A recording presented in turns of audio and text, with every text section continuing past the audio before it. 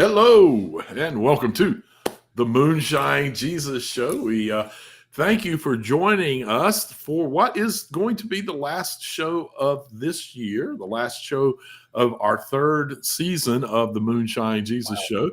Hard to imagine. We thank you all for being such a big part of that and making this happen for us. Today, we'll be talking about Star Wars Skeleton Crew, but we're going to do a little bit of housekeeping like we always do first. First, we'll remind you that we're brought to you by progressivechristianity.org.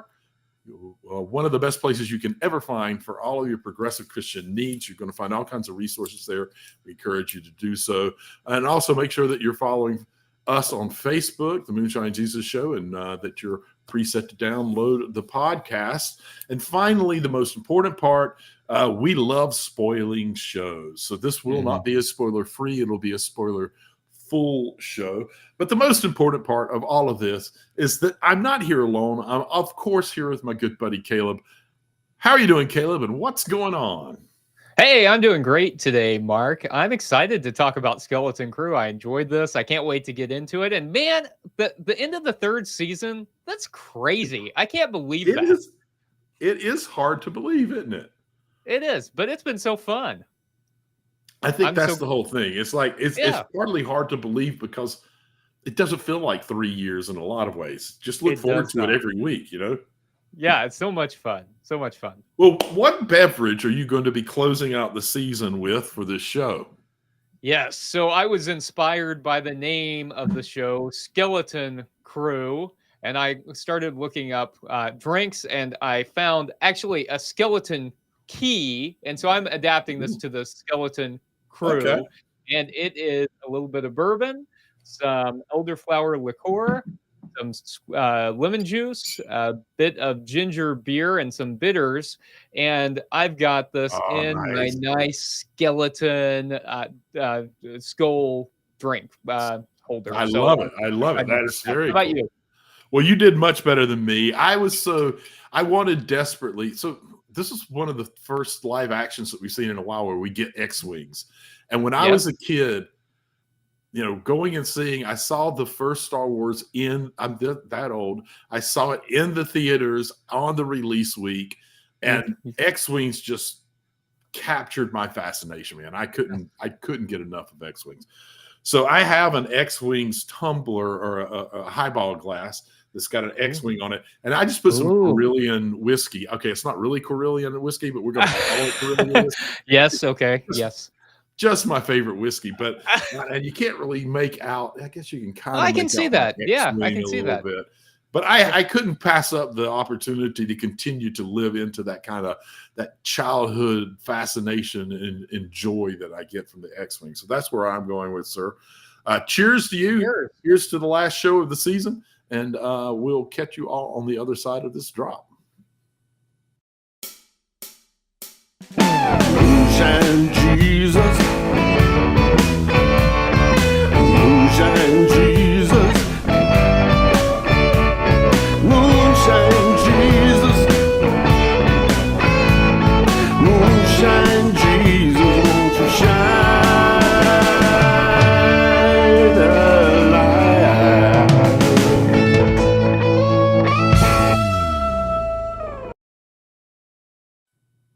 Welcome back to the Moonshine Jesus Show. We are talking about Star Wars Skeleton Crew today, and we are in our Geek Out section, and this is where we let our geek flags fly a little bit. We talk about the nerdiness of Star Wars and how much we enjoy it.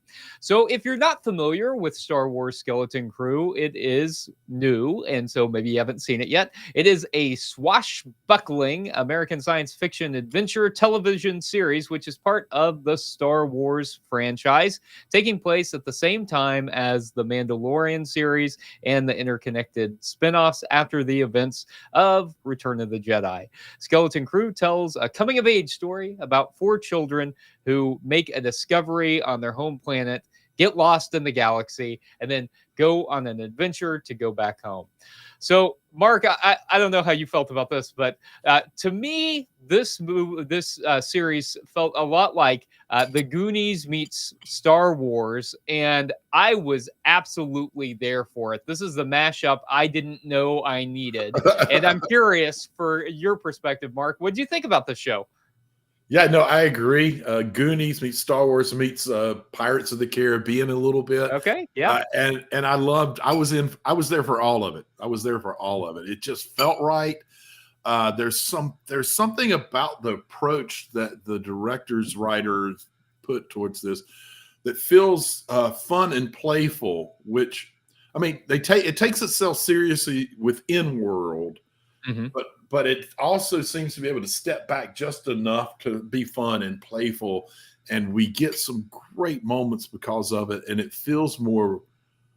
It doesn't feel like they're trying so hard to be Star Wars, which I feel like a lot of what we've seen, particularly in live action stuff, it's like, oh, we're Star Wars, so we've got to try so hard to make sure you realize that. Yes. This just feels like they're going, yeah, we're set in Star Wars, kind of world universe, but we're just telling this great story and we're having a fun time doing it. And I like I said, I am there for it. I'm so there for it. Well, and I mean, granted, these series that try so hard to be Star Wars, that Star Wars fans can be a touch particular. And no, that's not true, right? Not us, though. No, not us, but some Star Wars fans out there can be a little bit it's them. particular, a little bit harder to please, and so I get it, but I'm with you. I really enjoyed the approach here, and maybe it's nostalgia for me, but it felt very much kind of like an 80s movie tonally. And I think seeing the galaxy through the eyes of kids is something we haven't seen before, especially in the Star Wars universe. I mean, we had episode 1, Phantom Menace, where Anakin was a child or what, but it wasn't like this. It wasn't kind of fun adventure through the eyes of kids. So I'm curious, what did you think about then the overall feel and the approach of putting it through the eyes of kids instead of adults? Oh, I absolutely love it. And there were several times where it occurred to me that the camera shots were at the eye level of kids, which we don't see a lot.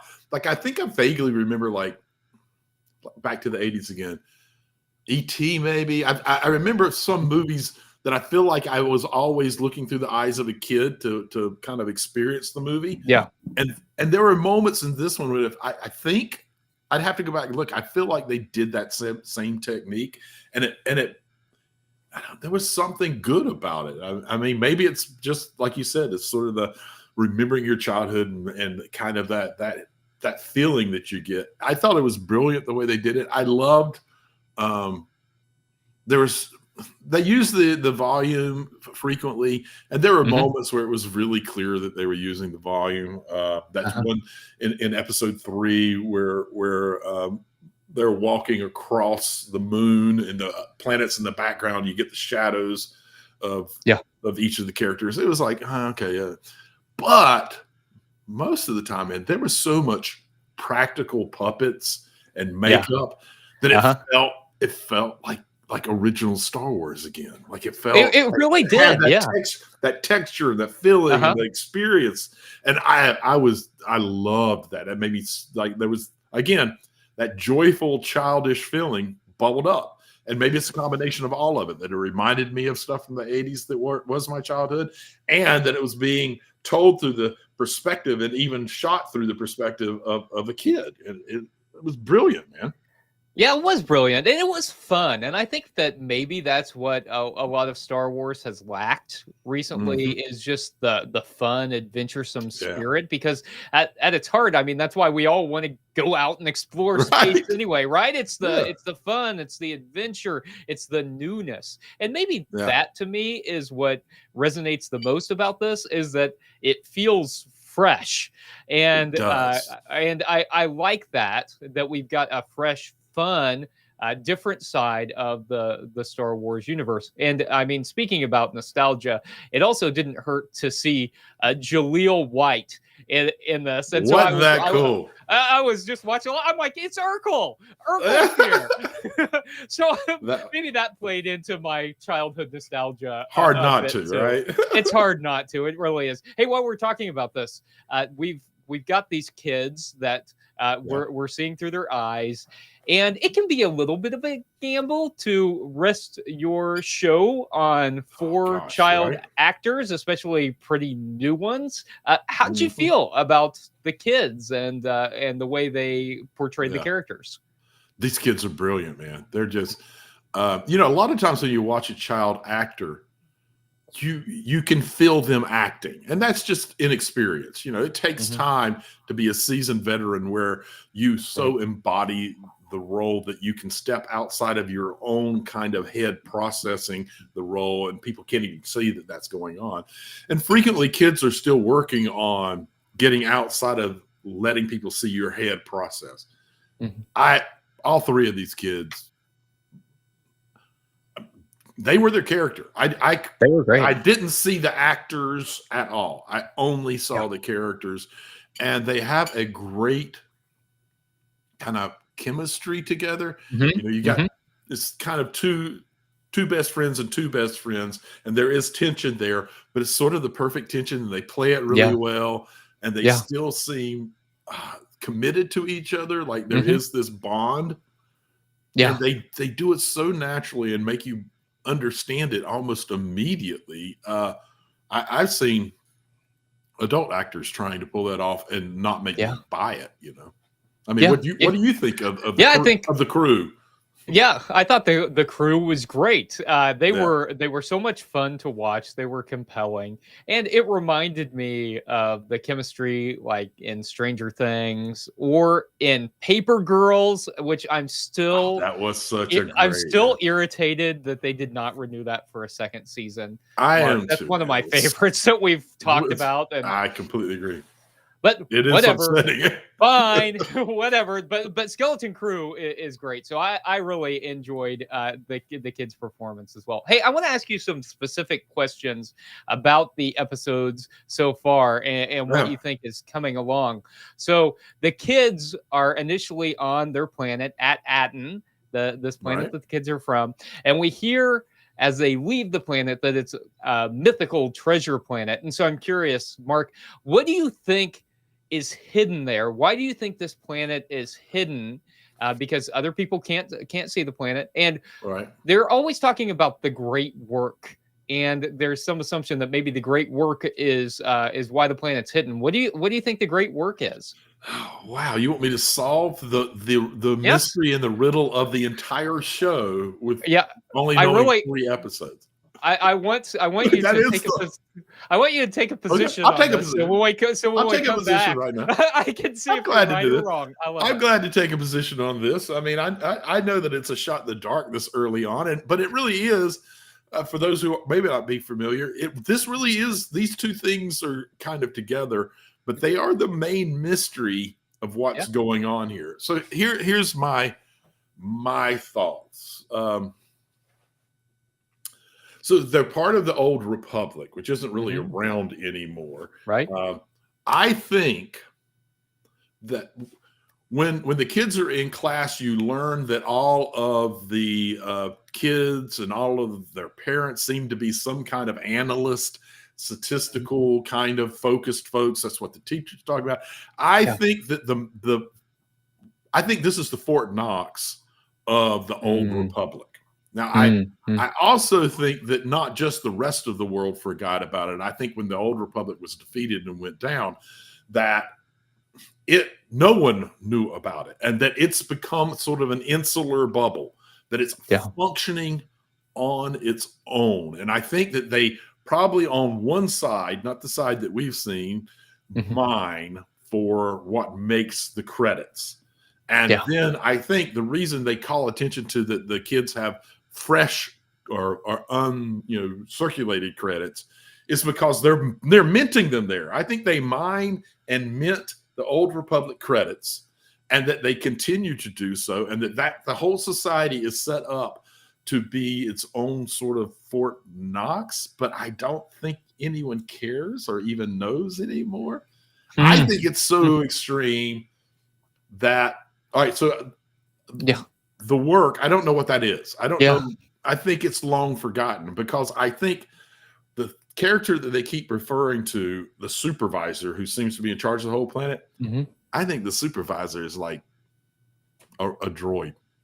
I think it's some or a machine or a computer Yeah. that's been put in charge, and it's just running the system, and that it's and yeah. So that's kind of I could babble on with more detail and more reasons why that I right now think that's what's going on. But I think that's what's going on. What about you? Tell me all the places I'm wrong. I knew as soon as I asked you that then all of a sudden I was going to have to try and come up with an answer for this too. And so I think I'm going to go a different route. I think it has something to do with the cosmic secrets of the Force, and that's the great work. Okay. And so I want to say I think it'll be interesting to see, and it'll be interesting to see it unfold. I would love to talk more about this and a lot of other questions that I have. I would love for you to talk more about what you think it is. You just weaseled straight out of answering that question. That's my specialty. I'm going to ask you a question, Mark. I want you to take a position on it, and I'm going to give a very broad, vague answer. That way, I can say, "See, it was kind of about the Force," but Mark, it wasn't about Fort Knox at all. But if you want a stronger position, you can ask me during our final segment. But right now, you know what? We've just got to get to our Theopolitico segment. So why don't we take a quick break, grab another drink, and we'll come back and talk about theology and politics of Star Wars Skeleton Crew. Moonshine Jesus. Moonshine Jesus. Moonshine Jesus. Moonshine Jesus, won't you shine a light?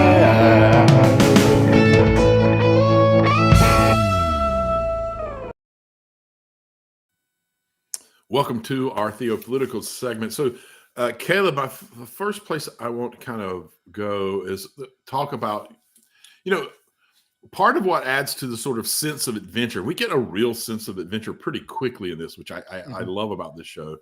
And part of what adds to that sense of adventure that is driving the show is that before they basically accidentally hop a spaceship off the planet, we see that at Atten, the kids' futures are sort of predetermined by a test that they take. And we also see that life is pretty controlled and boring there.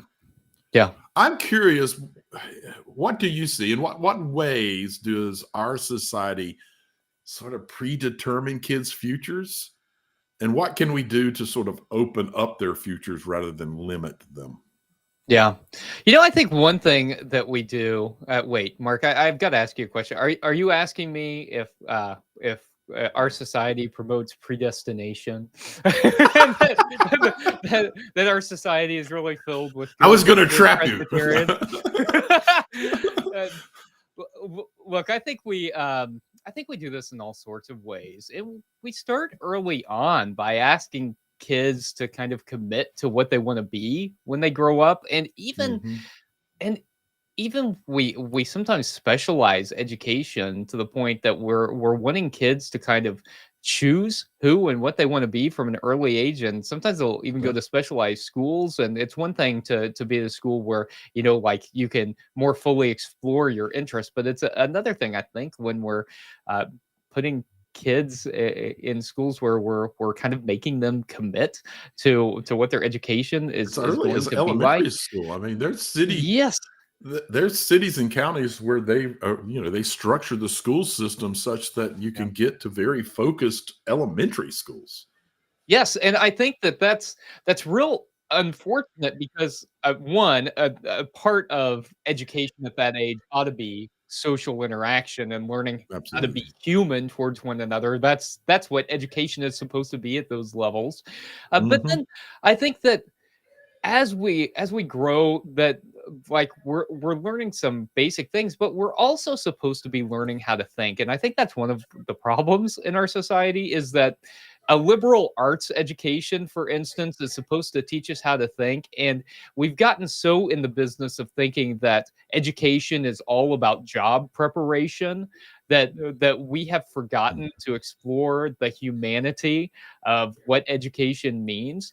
And so I think that it's unfortunate that we focus so much on that. So that's one area. But I also think that we tell certain groups of people that they can only do certain things. And so I think primarily about communities of color, and Hmm. and how communities of color are told so often that they can only have these certain jobs. And so, for instance, I have a colleague who worked with at-risk youth, and she found frequently that whenever the at-risk youth would come in, they had been told that they couldn't go to college, or that they weren't Hmm. smart enough to do anything other than, say, manual labor jobs, or things like this.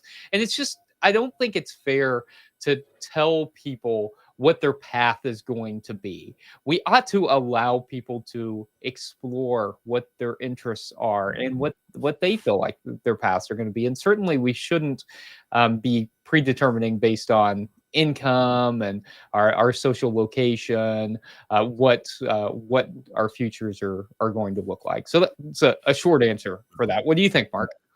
I mean, it's interesting because since I wrote the question, I'd already, had a little bit of thought about Yep. it, and your answers are very similar to what I was thinking. Is that one of the ways that we limit them is by the stratuses that we create in society, and each, depending on where you are, you end up with the way we structure society around those. It kind of naturally prevents you from jumping.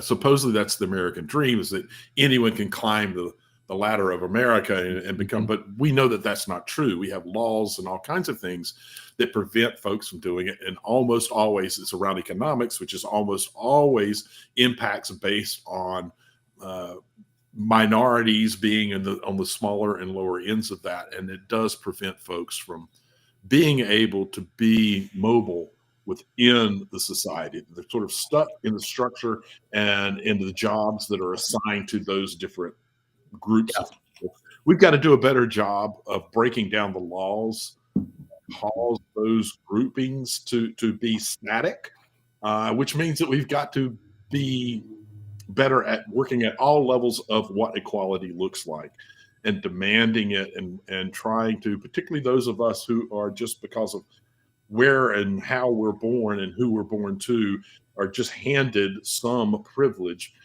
Those Mm. folks need to be more willing to share that privilege with folks who weren't born into those situations, and listen actively and say, okay, here's my privilege, what do we do with it so that we can make sure Right. that we're better together. That's one way that we do it. And the other way, I kind of agree with you, particularly about not just that we're pigeonholing our kids early on and saying, here, you do this, but teaching them to think. And one of the things you said, I think, is extremely important. We have a system that is designed to support everything we just critiqued. And Mhm. in that, our system isn't designed to help kids learn logic. Our system is Mm. designed to help them recite and think of it Yeah. as being intelligent. Learn what I just told you and repeat it. And if you repeat it perfectly, you'll get a good grade. Mm. And that is a great way of conditioning folks to accept society as it is, because we're telling you this is how society is supposed to be. So you're naturally going to buy into it. And so I think we've got to do a much better job at how we go about educating, and that the education should be much more on, like you said, on our humanities, our relationship with each other. And within that, learning to think and be logical and use those elements of humanity to help guide our logic. Because is it logical if it's hurting more people than it's helping? That kind of thing. Yeah, and Mark, I love STEM education. I think it's so valuable, but I think it's unfortunate that we then act like the humanities have no value at all, or that art has no value at all. That is our soul, and why would we want to cut out the soul of our educational process? To me, that is nonsensical. Completely agree. I think they need to exist in almost perfect balance. One is diminished and demeaned without the importance of the other. We lose the heart of each without the other one counterbalancing it out. And we've done a great disservice by dropping humanities and the arts in the way that our schools unfortunately have. We have great teachers out there that are working desperately hard to try to keep it, but they are within systems that are stacked against them. It makes it even harder for them to get there. Let's move on to another question that's sort of related. Seems to me that, like I said, another related part of what really drives this story is that pretty quickly these kids who didn't have choices start to receive choices. Sort of like I hinted at the first question a little bit. They move from a place of little or no self-agency to one of sort of an abundance of self-agency in a matter of minutes, all but. I wonder if you could talk a little bit about the value of self-agency, particularly for kids, and what adults and what churches can do to sort of nurture this concept of self-agency in kids.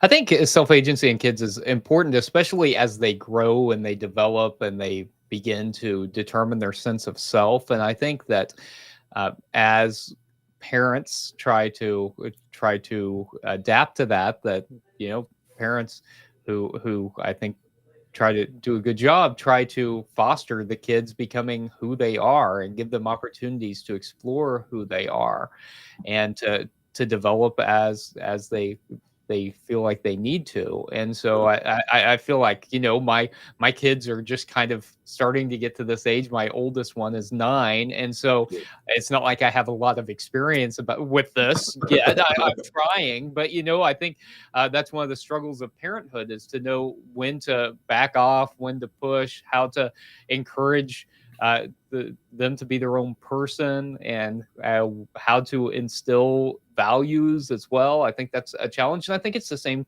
kind of challenge that religious institutions face, but I think religious institutions tend to do this really poorly, that a lot of religious institutions just really want to tell people what to believe and how they have to act. And there are a lot of prohibitions, especially in American Christianity, about what you can and can't do, and particularly what you can't do.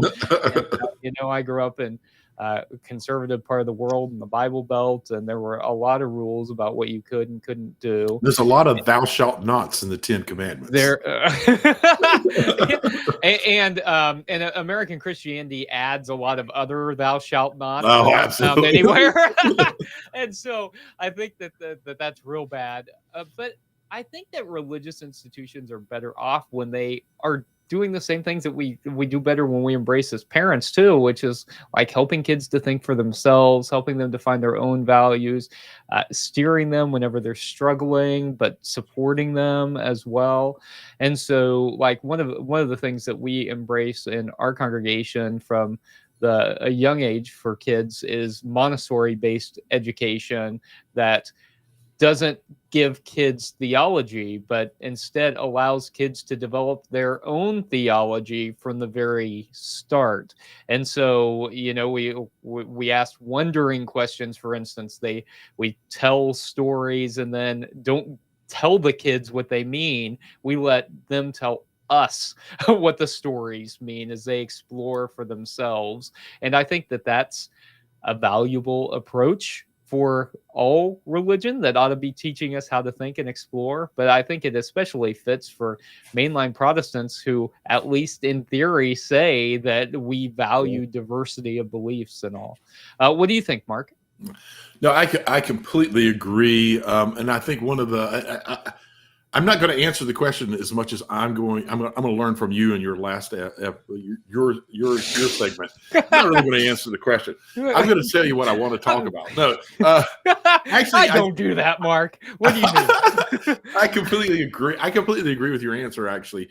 And I think what that does for kids, the importance of self-agency in kids, one of the things that happens, it plays into all the other stuff we've already talked about, in that when you help a kid have self-agency, there is this self-efficiency and self-sufficiency that they begin to feel, and that makes them feel more established and more capable.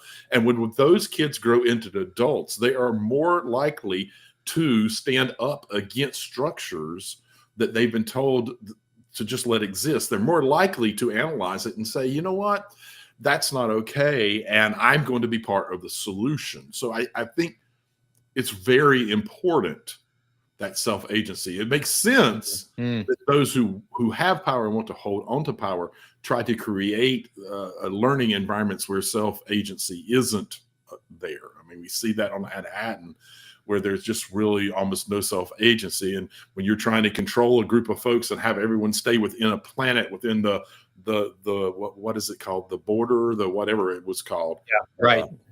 Barrier. The barrier. You don't want self-agency. You want people to just fall in line. And I think that that's what we see happen all too frequently, particularly in America. And it's part of why we need to be better about doing what it is, like your church does, of helping kids find that space within them, because it creates not just a healthier person, but a healthier society. All right. I know we both could go on this kind of thing with things that we are both very passionate about, but if we did so, we might not get to our favorite segment of the day, the Make Me Look Stupid segment. So we're going to stop this segment right there and have a quick drop, and we'll catch everyone on the other side.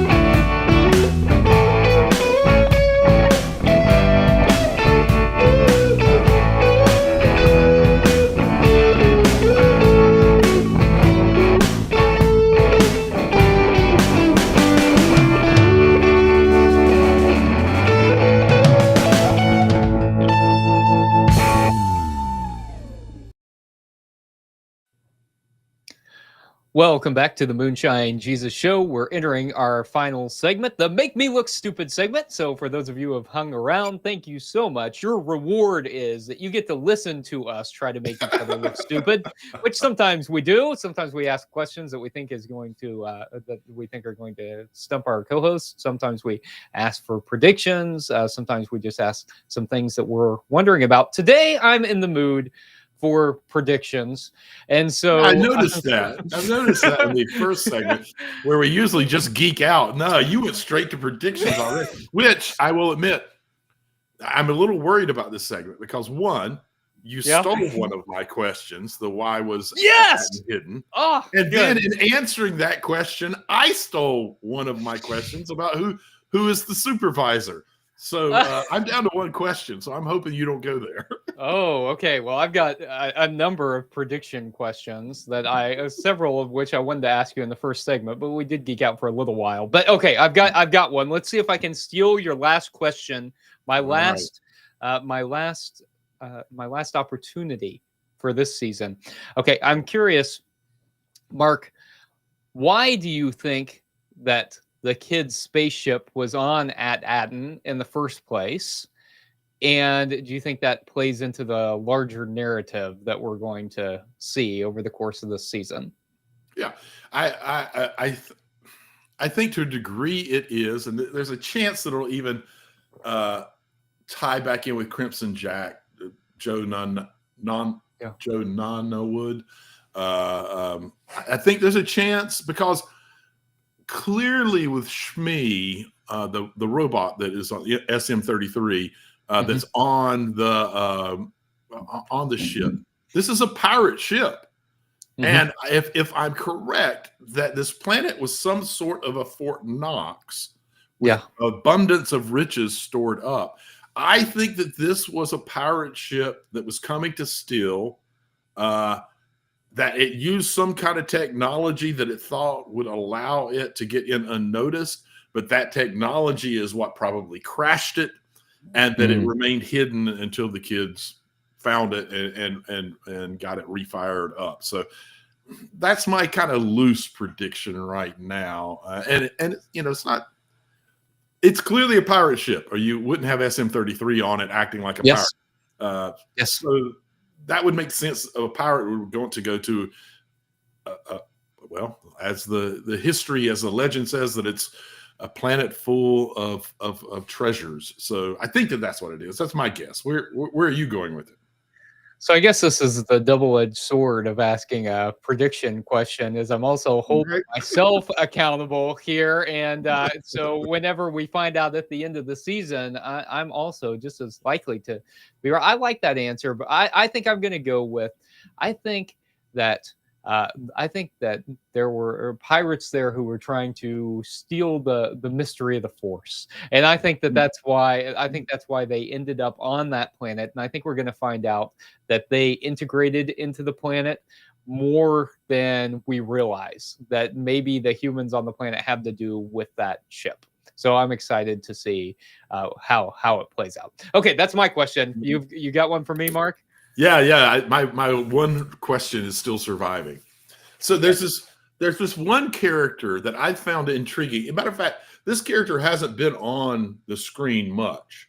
Yeah. But every time they're on the screen, there's just something like in the back of my head that itches. And that's Wim's dad, Wendell. Mm-hmm.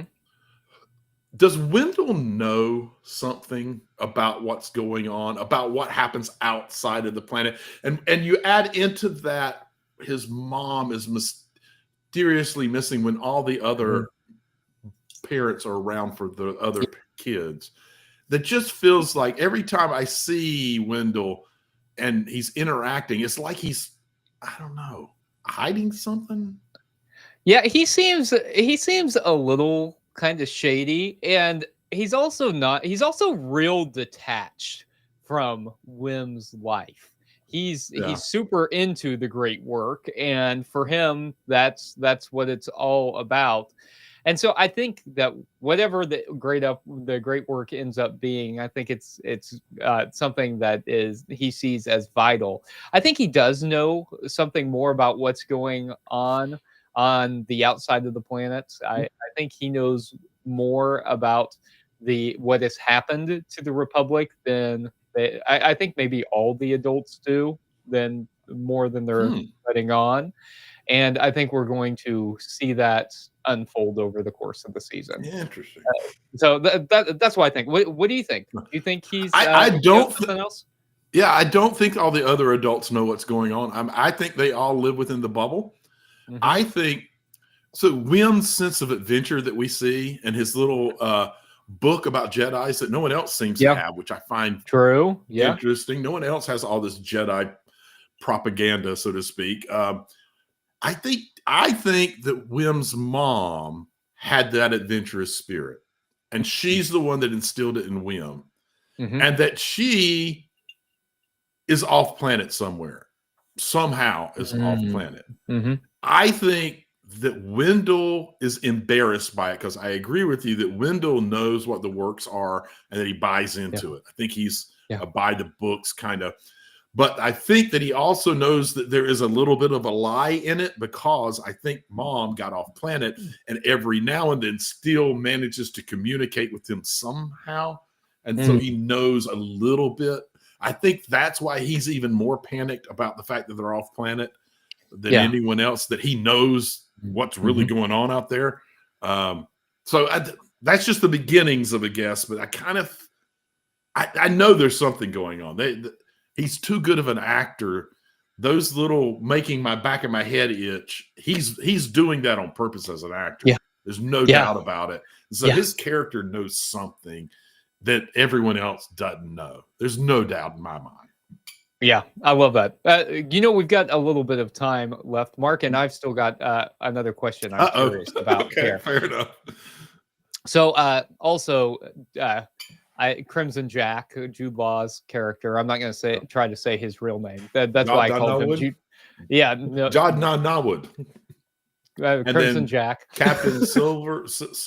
Captain Silvo. Silva? Yeah. Okay. So Crimson Jack. I'm Fair curious. enough. Why do you think he can use the Force? What do you think his story is that he has some control of the Force? I've gone through 2 iterations here. The first one, I thought maybe he was a childhood user who the Republic brought in to do Jedi training, and that much like Guardians of the Galaxy, got scooped up by pirates at a young age before he got much training at all. And that's part of why he has different names, that he's been bounced around in pirate ships and can make up his own name and that kind of thing. That was my first iteration, is that he was a child Force user. I think we're too far along in the Republic where there's no Jedi for that to be the case, though, the more I think about it. Yeah. And so I think, and we've had a couple examples of this. We saw some in The Mandalorian.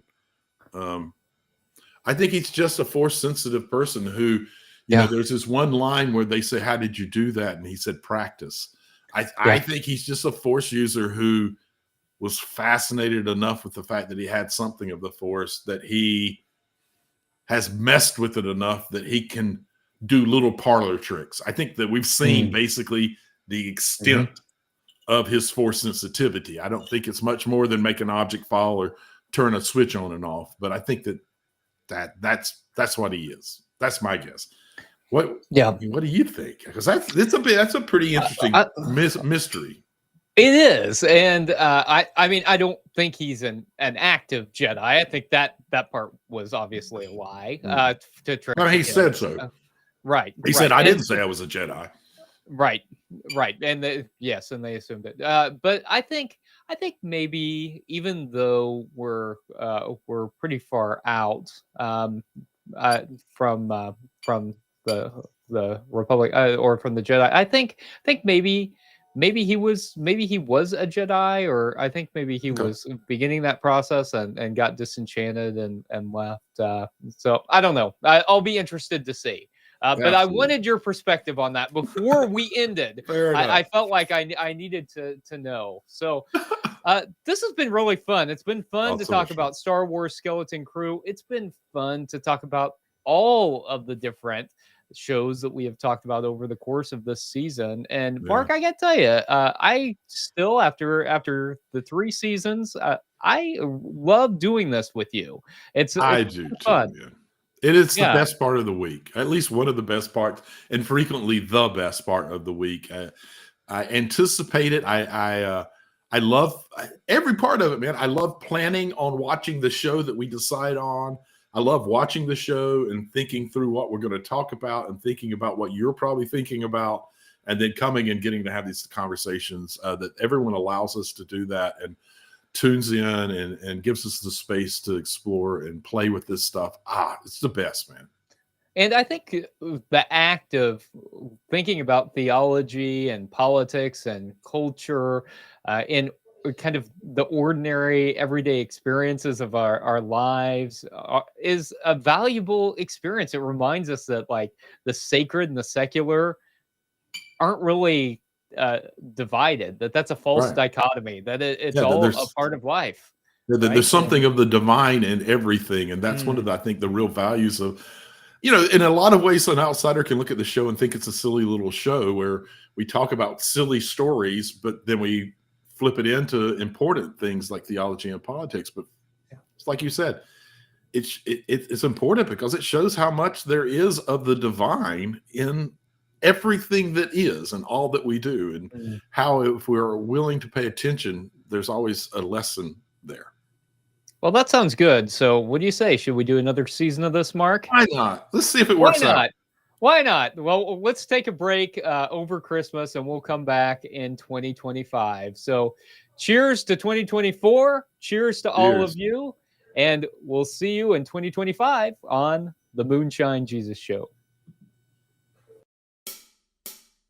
Moonshine Jesus, the rising sky. moonshine